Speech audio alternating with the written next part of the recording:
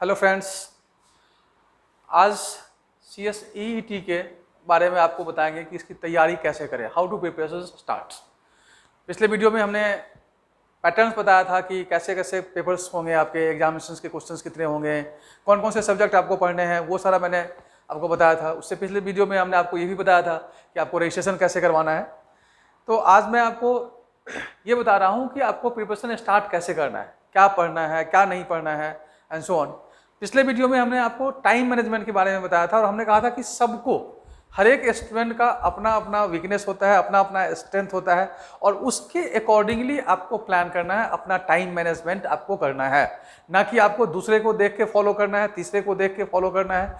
यूनिफॉर्मिलिटी कभी भी नहीं हो सकती है प्रिपरेशंस करने के लिए, क्योंकि सबके पास टाइम अलग अलग होता है, सबके पास नॉलेज अलग है, सबके पास क्वालिफिकेशंस अलग हैं, सिचुएशंस अलग हैं, फैमिली बैकग्राउंड्स अलग है। तो इसलिए हमने कहा था लास्ट वीडियो में कि आप लोग अपना अपना टाइम मैनेजमेंट पहले कीजिए और फिर ये फाइंड आउट कीजिए कि आपको कितने टाइम पढ़ने के लिए मिलता है और कितना टाइम आपको रिक्वायर्ड है इस सिलेबस को कवर करने के लिए, जिस सिलेबस का डिस्कस मैंने पीछे किया था। नाउ सबसे पहला चीज़ होता है स्टार्टिंग में कि आपको पढ़ना किस बुक से है, कहाँ से पढ़ना शुरू करें, कौन सी किताबें देखें। मार्केट में बहुत सारे किताबें हैं, बहुत सारे कोचिंग इंस्टीट्यूशंस हैं, बहुत सारे गाइड्स मेंटर्स हैं जो गाइड करते हैं, सब अच्छे हैं, सब की बातें सही है, लेकिन पर्सन टू पर्सन वैरी करता है कि किसे कहाँ जुड़ना है और कैसे जुड़ना है। मेरा ये ओपिनियन है कि सबसे पहले आप कंसल्ट कीजिए जो इंस्टीट्यूट का रेफरेंस मटेरियल होता है, this is the primary book. अब CSEET के लिए बेसिकली इंस्टीट्यूट आपको रजिस्ट्रेशन के बाद बुक्स नहीं प्रोवाइड करती है, लेकिन सॉफ्ट कॉपी इंस्टीट्यूट के वेबसाइट पे अवेलेबल है। www.icsi.edu की साइट पे जाएंगे, वहाँ पे जाके आपको एक आइकन मिलेगा CSEET और उस पर जब आप क्लिक करेंगे तो रेफरेंस मटेरियल्स आपको वहाँ पे अवेलेबल है। सॉफ्ट कॉपी आप डाउनलोड कर सकते हैं, हर एक सब्जेक्ट का रेफरेंस मटेरियल्स है, उसमें कुछ सिंपल क्वेश्चंस भी हैं। बिसाइड द रेफरेंस मटेरियल्स आपके पास जो सैंपल प्रैक्टिस सेट है वो भी कुछ दिए हुए हैं, मेरे ख्याल से 4 या 5 प्रैक्टिस सेट वहाँ पे इंस्टीट्यूट के साइट पे है। प्रैक्टिस सेट तो हम बाद की बात करेंगे, पहले आपको बेसिक कंसेप्ट समझना है, जो कंटेंट्स हमारे सिलेबस के अंदर है उसको पढ़ना है और उसके लिए आप रेफरेंस मटेरियल वहाँ से डाउनलोड कर लें और आप सॉफ्ट कॉपी में पढ़ सकते हैं, उसका प्रिंट आउट निकाल के पहले पढ़ सकते हैं। बिसाइड दैट जब आप रेफरेंस मटेरियल्स पढ़ने के बाद आपको अगर टेक्स्ट बुक की ज़रूरत है, आप टेक्स्ट बुक मार्केट से ले सकते हैं, कोई भी टेक्स्ट बुक ले लें, लेकिन हाँ, टेक्स्ट बुक लेने से पहले किसी भी ऑथर का टेक्स्ट बुक आप लें, किसी भी फैकल्टीज़ का आप नोट्स अगर मिलता है आपको तो वो नोट्स ले लें, या फिर आप क्लासेस ज्वाइन करना चाहते हैं, लेकिन आपको एक बार खुद उस रेफरेंस मटेरियल्स को गो थ्रू करना पड़ेगा और उस रेफरेंस मटेरियल को गो थ्रू करने के बाद आप डिसाइड करो कि आपको कहाँ हेल्प की ज़रूरत है। हो सकता है कि कोई स्टूडेंट खुद ब खुद प्रिपरेशंस कर ले, आपको किसी ट्रेनर का, किसी मेंटर्स की ज़रूरत नहीं पड़ेगी, आप खुद ब खुद प्रिपेयर्ड हो जाएंगे और प्रिपेयर्ड होने के बाद आप खुद पेपर दे सकते हैं। No need to invest money for the coaching classes और दूसरे मटेरियल्स के ऊपर। तो वहीं से अगर आपको तैयारी हो जाती है, वेल, बहुत अच्छी बात है। नहीं तो आपको ये फाइंड आउट हो जाएगा, जब आप रेफरेंस मटेरियल को पढ़ेंगे तो आपको पता चल जाएगा कि मुझे कहाँ कहाँ दिक्कत है। अब हर एक स्टूडेंट का अलग अलग वीक पॉइंट होता है। अब सपोज करो कि किसी को इंटरप्रिटेशन करने में दिक्कत होती है, किसी को लैंग्वेज में प्रॉब्लम है, किसी को और कहीं पे दिक्कत है, तो उसके अकॉर्डिंगली आप डिसाइड करो कि हमें कहाँ जाना है। जो भी आपका मेंटोर मिलता है, जो भी आपको मेंटोर मिलते हैं, हाँ, मेंटोर सिलेक्शन करने से पहले आप जरूर डिसाइड कर लें कि क्यों वो मेंटोर आपको सही गाइडलाइन दे पाता है, क्या आपको उनकी बात समझ में आती है। हम ये नहीं कह रहे हैं कि मेंटोर गलत होता है, सब लोग क्वालिफाइड हैं, जो भी आपको पढ़ाते हैं, जो भी मटेरियल्स लिखा हुआ है, जो भी बुक्स ऑथर्स बुक्स लिखे हुए हैं, सब वेल क्वालिफाइड है और सबके बुक्स में, सबके नोट्स में, सबके लेक्चर्स में, सबके वीडियोज में, सबके क्लासेस में ऑलमोस्ट आपको वही सब चीज़ मिलेगा। लेकिन सबका समझाने का जो तरीका होता है, वे ऑफ टीचिंग जो होता है, वो सबका अलग अलग होता है। तो आपको किसकी बात ज़्यादा बेटर लगती है उसको आप आइडेंटिफाई कीजिए और फिर उसके अकॉर्डिंगली आप उस जो सपोर्टिव बुक्स आप जो परचेज करना चाहते हैं, या सपोर्टिव नोट्स, या फिर सपोर्टिव मेंटर्स और टीचर्स और क्लासेस आप ज्वाइन करना चाहते हैं, उसको आप ज्वाइन करें और फिर वहाँ से आप उसके कंसेप्ट को डेवलप करें। जब ये सारा चीज़ हो जाएगा देन आप प्रैक्टिस पे, क्योंकि MCQ है, तो MCQ की तैयारी के लिए आपको टाइम वहाँ पे कांस्टेंट है। जब पिछले वीडियो में अगर आपको पता होगा, हमने बताया था कि आपको सिर्फ 2 घंटे मिलेंगे, 120 मिनट मिलेंगे और 120 मिनट में 120 क्वेश्चन सॉल्व करने हैं, तो आपका स्पीड फास्ट होना चाहिए। तो उसका आपको इवैल्यूएशंस करना, उस टाइम को पकड़ना बहुत जरूरी है और इसके लिए प्रैक्टिस करना, सेट प्रॉपरली एग्जामिनेशन के पैटर्न पे प्रैक्टिस करना आपको बहुत जरूरी है। तो जहाँ कहीं भी आप जिस मेंटर के पास जाएंगे या जिस कोचिंग इंस्टीट्यूशंस में जाएंगे या फिर इंस्टीट्यूट के जो वेबसाइट पे सब प्रैक्टिस सेट पड़े हुए हैं उसको आप डाउनलोड करके प्रॉपरली ऑनेस्टली कीजिएगा। ऑनेस्टली करने के बाद आप चेकआउट करके देखिए कि आपकी एक्यूरेसी कितनी है, आप कितना सही कर रहे हैं, कितना गलत कर रहे हैं। और फिर आप बाहर से आपको हेल्प की ज़रूरत पड़ती है, किसी मेंटोर की हेल्प की ज़रूरत पड़ती है, तो आप वहाँ जाके फिर प्रैक्टिस कर सकते हैं। आप रिविजनरी क्लासेस भी अटेंड कर सकते हैं और इस ढंग से आप अपना पढ़ाई इसके लिए प्रिपरेशंस प्रॉपरली कर सकते हैं। कुछ हिंट्स जो मैंने आपको बता रहा हूँ, सारे टॉपिक्स मैं इस वीडियो में नहीं कवर कर पाऊँगा। जैसे एक हमने बताया था आपको कि एक सब्जेक्ट था आपका इकोनॉमिक्स एंड बिजनेस एनवायरनमेंट।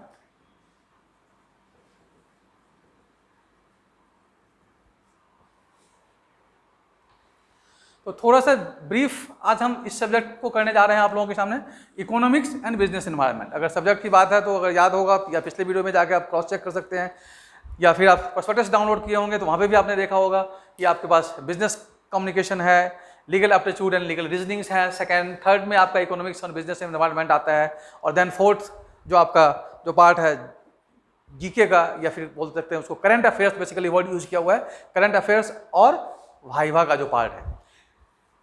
तीसरे पोर्शंस पे economics and business environment, again यहाँ पे 2 पोर्शंस हैं और दोनों का जो मार्क्स डिवीजन है, अगर याद होगा तो हमने कहा था कि 50-50 मार्क्स के आते हैं, जिसमें से 25 मार्क्स और 25 मार्क्स। 25 मार्क्स आपका इकोनॉमिक्स का कंटेंट से क्वेश्चंस आएंगे और 25 मार्क्स के क्वेश्चन जो होंगे वो बिजनेस एनवायरनमेंट से आएंगे। तो अगेन एक मैं टिप्स देना चाह रहा हूँ कि जब आप स्टडीज शुरू करें, जब आप रेफरेंसेस मटेरियल्स पढ़ें और फाइनल टच जब देना है आपको, तो आप देखो कि कौन सा सेगमेंट छोटा है, क्योंकि मार्क्स के अकॉर्डिंगली कौन सा वैल्यूबल है। मार्क्स भी आपको ऑब्टेन करना है, बेटर से बेटर मार्क्स ऑब्टेन करना है। अब अगर मैं इसको इसलिए सेलेक्ट किया हूँ कि लीगल जो आपका एप्टीट्यूड वाला सब्जेक्ट है उसके कंटेंट्स आप देखोगे, बड़े सारे कंटेंट्स है उसके अंदर। अब कम्युनिकेशन देखोगे, पूरा ग्रामर भरा हुआ है, रिटन कम्युनिकेशन भरा हुआ है, सिलेबस बहुत वास्ट है। अगर सारे में से आप देखोगे तो ये एक ऐसा सब्जेक्ट है जिसके कंटेंट्स रेस्पेक्टिवली कम है और मार्क्स तो यहां भी 50 मिलने वाला है। अब अगर हम इसको भी डिवीजन करें तो आप अगर देखोगे तो इकोनॉमिक्स और बिजनेस एनवायरनमेंट, इसमें अगर बिजनेस एनवायरनमेंट का पोर्शन देखोगे तो इकोनॉमिक्स से समहाउ कम है। अगर आप देखोगे तो इसमें गिनती के टॉपिक्स आते हैं। एक है हमारा एंटरप्रेन्योरशिप, दूसरा है हमारा जो नाम ही है हमारा टॉपिक्स का बिजनेस एनवायरनमेंट, और तीसरा जो कंटेंट्स है इसमें बड़े सारे इंस्टीट्यूशंस के नाम है, लाइक आरबीआई के बारे में, एमसीए के बारे में वगैरह वगैरह। तो जो इंस्टीट्यूशंस हैं इसके बारे में आपको इसमें पढ़ना है। तो बेसिकली यहाँ पे 3 ही सेगमेंट है और इसी 3 सेगमेंट से आपको 25 मार्क्स का क्वेश्चंस कवर होगा। अब अगर नीचे से हम बात करें, इंस्टीट्यूशंस की बात करें, अब इंस्टीट्यूशंस में जैसे आप नीति आयोग का नाम सुना होगा, जैसे आपने आरबीआई का नाम सुना हुआ होगा। आरबीआई ऑलरेडी अगर आप 12th में भी इकोनॉमिक्स पढ़ा होगा वहाँ पे, तो वहाँ पे भी आरबीआई है, बीएसटी के अंदर भी आरबीआई है, या और भी कोर्सेज में गए होंगे। तो ये सब एक कॉमन चीज़ है जिसके बारे में हम अवेयर्स होते हैं। क्या जानना है, इसके अंदर क्या कंटेंट्स होता है, जो सिलेबस आपका कवरेज है, ये इंस्टीट्यूशंस है क्या, इसका ऑब्जेक्टिव क्या है, इसके फंक्शंस क्या हैं। इजीली आप इसका नोट्स तैयार कर सकते हैं, या कहीं से बना बनाया नोट्स या किसी भी बुक्स को, रेफरेंस मटेरियल्स को लेंगे तो उसमें ये सारी चीज़ें आपको आसानी से मिल जाएगी। आप खुद ब खुद इस टॉपिक्स को कवर कर सकते हैं उसके बारे में, और ये topics cover. Then business environment और एंटरप्रेन्योरशिप। एंटरप्रेन्योरशिप भी एक सब्जेक्ट सीबीएसई के अंदर आता है, लेकिन वो ऑप्शनल है, हर एक स्कूल्स में अवेलेबल नहीं होता है। लेकिन बिजनेस एनवायरनमेंट की अगर हम बात करें तो बिजनेस एनवायरनमेंट हम लोग बीएसटी में पढ़ते आ रहे हैं और बड़ा ही कॉमन टॉपिक्स है ये। अगर थोड़ा सा लॉजिकल इंटरप्रिटेशन करेंगे तो इसके बारे में आसानी से आप समझ जाएंगे और इसको समझने में आपको कोई दिक्कत नहीं आएगी। कोई भी बुक्स उठा के पढ़ेंगे तो उसको समझने में आपको दिक्कत नहीं आएगी। रेफरेंस के लिए मैं आपको थोड़ा सा गाइड कर देता हूं। बिजनेस इन्वायरमेंट, बिजनेस से हम सब अवेयर हैं। इन्वायरमेंट क्या होता है? सराउंडिंग्स, हमारे आसपास की जो चीजें होती हैं, लेकिन उस आसपास की चीजें में हमारा कंट्रोल नहीं होता है, that is called environment. Similarly business का इन्वायरमेंट क्या होगा? बिजनेस का इन्वायरमेंट बिजनेस के सराउंडिंग्स में जो कुछ भी है, चाहे वो इंडिविजुअल्स है, चाहे वो कोई इंस्टीट्यूशंस है, उस सब को कंबाइंडली अगर देखेंगे, जिस पे उस बिजनेस का कोई कंट्रोल नहीं होता है, बट वो इंस्टीट्यूशंस, वो इंडिविजुअल्स बिजनेस को इफेक्ट डालता है, तो उसे हम क्या बोलेंगे? Business environment. अब जब बिजनेस इन्वायरमेंट हमें समझ में आ गया, तो उसके आगे क्या हो सकता है? उसके मीनिंग से ही आप अगर देखोगे तो जो टॉपिक्स कवर होते हैं उसको बोलते हैं कैरेक्टरिस्टिक्स। बिजनेस इन्वायरमेंट का क्या क्या कैरेक्टरिस्टिक्स है, डिफिनीशन से ही आपको वो सारे पॉइंट्स निकल के आ जाएंगे। कैरेक्टरिस्टिक्स के बाद क्या हो सकता है? क्या इंपॉर्टेंस है, बिजनेस इन्वायरमेंट का इंपॉर्टेंस क्या है, ये चीज पूछ सकता है। अब ये सब चीज मीनिंग जैसे ही समझ में आएगा, आप उसको प्रॉपरली यहाँ पे इवेल्युएट करके लिख सकते हैं, इसको राइट डाउन आप कर सकते हैं। सबसे इंपॉर्टेंट बात है कि आपका जो क्वेश्चंस है, आपका जो पैटर्न ऑफ एग्जामिनेशन है, वो एमसीक्यू है। आपको सब्जेक्टिव आंसर्स नहीं लिखने हैं, इसलिए आपको पॉइंट गेट बाय हर्ट नहीं करना, आपको सिर्फ अंडरस्टैंड करना है और उसके बेसिस पे आपको आंसर्स करने होंगे, क्योंकि वहां पे आपके पास ऑप्शंस होगा। नेगेटिव मार्किंग नहीं है, ये पिछले वीडियो में भी हमने आपको बताया था कि यहाँ पे नेगेटिव मार्किंग नहीं है। ये एक स्टूडेंट के पॉइंट ऑफ व्यू से अगर देखा जाए तो अच्छा है, क्योंकि आप नहीं भी जानते हैं तो भी आप उस क्वेश्चन को अटेम्प्ट कर सकते हैं। इंपॉर्टेंस के बाद अगर आप देखोगे तो यहाँ पे क्या होगा? डायमेंशन।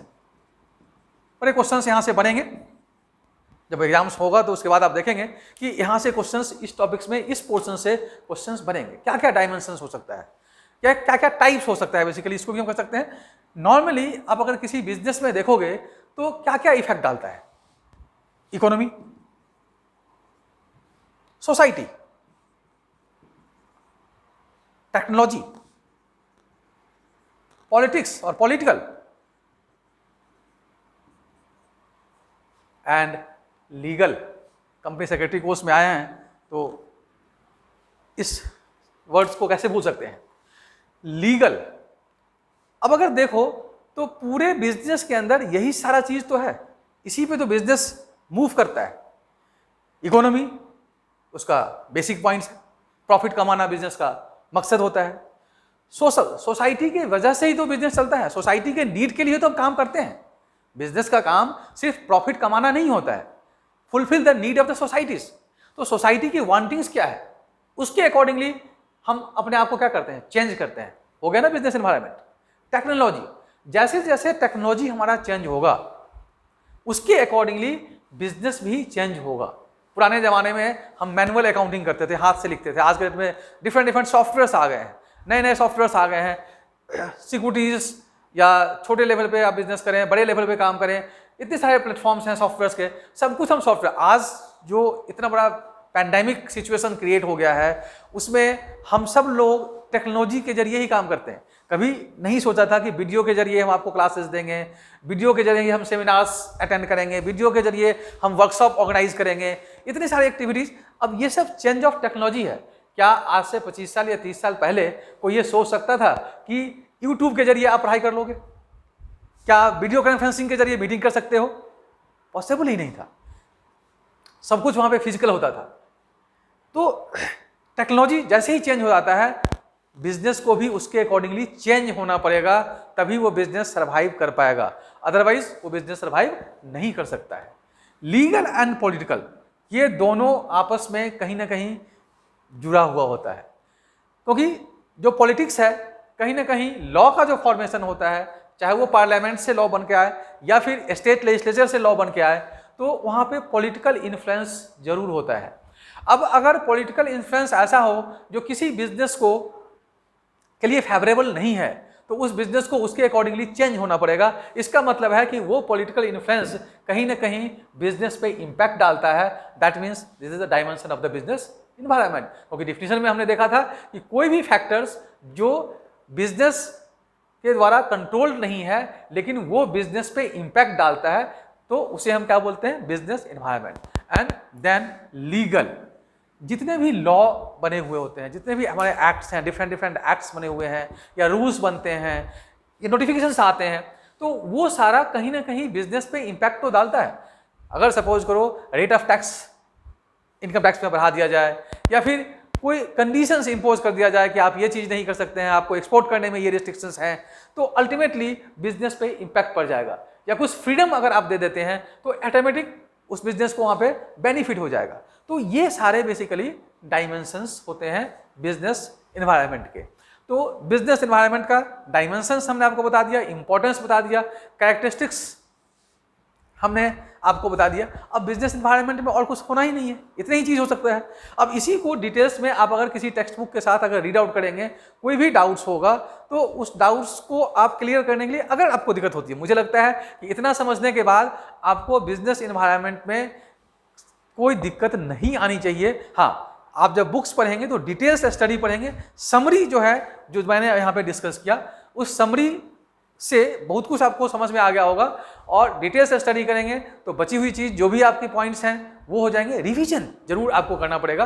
अब आप ये सोचोगे कि मैंने वीडियो सुन लिया तो मुझे बिजनेस एनवायरनमेंट समझ में आ गया, तो ऐसा पॉसिबल नहीं है। 5 मिनट के वीडियो से आप बिजनेस एनवायरनमेंट नहीं समझ सकते हो। ये वो समझ सकता है जो बिजनेस एनवायरनमेंट जानता है, लेकिन एक अगर कोई न्यू कमर है जिसको बिजनेस एनवायरनमेंट नहीं उस ढंग से पढ़ा है, अब हमने तो स्टार्टिंग में कहा था कि आपने 12th में पढ़ा था, तो फिर यहाँ क्यों दिक्कत न होगी, हम तो पढ़े हुए हैं, आपको ये लगेगा, लेकिन ऐसा नहीं होता है। आपने 12th में पढ़ा था 12th पास करने के लिए। मोटो क्या है, पढ़ने का मोटो क्या है, आप कितने दिन तक कैरी करते हैं। अब अगर सोच के देखोगे कि जो चीज़ आप 8th में 9th में 10th में पढ़े थे वो सब कुछ याद नहीं होगा, क्योंकि हमारा ब्रेन इसी पॉइंट ऑफ व्यू से पढ़ लिया था वहाँ पे कि हमें 10वीं पास करनी है, उसके बाद इस चीज़ को भूल जाना है। तो 10वीं पास करने के बाद धीरे धीरे वो आपके ब्रेन से एस्केप हो गया हुआ। तो सिमिलरली हो सकता है कि आप 12th में पढ़े होंगे और वो आज एस्केप हो गया होगा आपके दिमाग से, लेकिन आप जैसे ही थॉरो स्टडी करेंगे ये सब चीज़ रिकॉल होगा और आप इजीली अंडरस्टैंड कर जाएंगे। फिर भी अगर आपको कोई दिक्कत होती है तो आप कमेंट सेक्शंस में कोई भी डाउट्स हो मेरे मोबाइल नंबर पे व्हाट्सअप कर सकते हैं, आप ईमेल भी कर सकते हैं, मैं ईमेल नंबर आपको प्रोवाइड कर दूंगा और उसके जरिए हम आपको आपके डाउट्स को क्लियर करने की कोशिश करेंगे।